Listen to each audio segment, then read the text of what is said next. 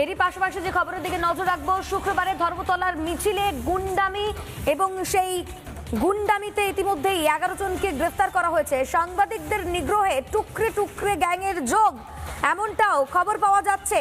সাংবাদিকদের নিগ্রহে টুকরে টুকরে গ্যাংয়ের যোগ, গুন্ডামির ঘটনায় মোট 70 জনকে চিহ্নিতকরণ, 3টি আলাদা থানায় 7টি মামলা রুজু হয়েছে।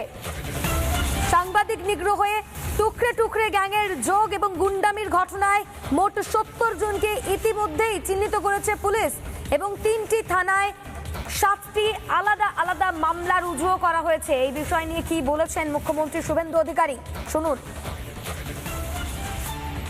সাংবাদিক বন্ধুদের কাছ থেকে আমরা লিখিত অভিযোগ পেয়েছি।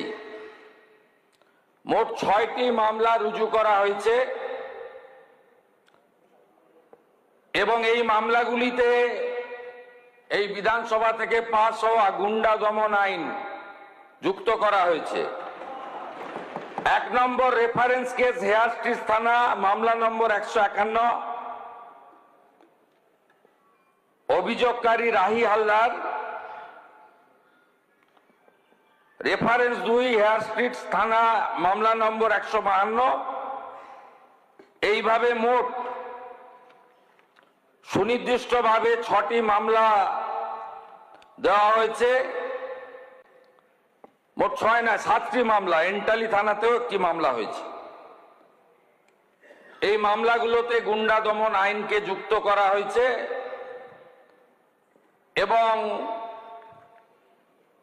প্রায় 70 জনকে চিহ্নিত করা হয়েছে,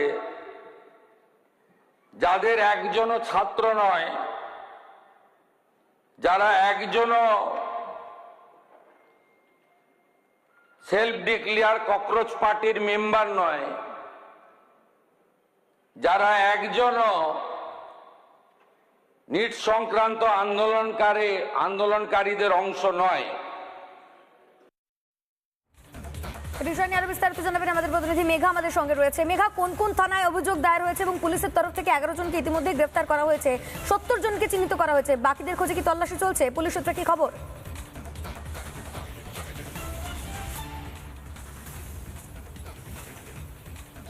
একেবারে দেখো, একদিকে যেরকম পুলিশের তরফ থেকে শতপ্রণোদিত মামলা রুজু করা হয়েছে এবং বিভিন্ন জায়গার ফুটেজ সংগ্রহ করেছে পুলিশ। বিভিন্ন জায়গা তোমাকে জানিয়ে রাখি, রানী রাসমণি রোড, ডোরিনা ক্রসিং, ধর্মতলার প্রাণকেন্দ্র বলা যেতে পারে, প্রত্যেকটি জায়গায় যে সিসি ক্যামেরা রয়েছে সেই সিসি ক্যামেরা থেকে ফুটেজ সংগ্রহ করেছে পুলিশ এবং তারপরে ইতিমধ্যে প্রত্যেককে আলাদা আলাদা করে চিহ্নিতকরণ করে ইতিমধ্যে কলকাতা সহ বিভিন্ন জায়গায় পুলিশের তরফ থেকে তল্লাশি চলছে এবং পুলিশের তরফ থেকে তল্লাশি করে এখনো পর্যন্ত যেরকম 11 জনকে গ্রেফতার করা হয়েছে, ঠিক সেই রকমই ভাবে নিউ মার্কেট থানা, হিল স্ট্রিট থানা, এন্টালি থানায় মোট 7টি মামলা দায়ের করা হয়েছে। তোমাকে একটু জানিয়ে রাখবো, এন্টালি যে পুলিশ স্টেশনে যে মামলা হয়েছে সেখানে কেস নাম্বার 234, সেখানে কি কি সেকশন দেওয়া হয়েছে?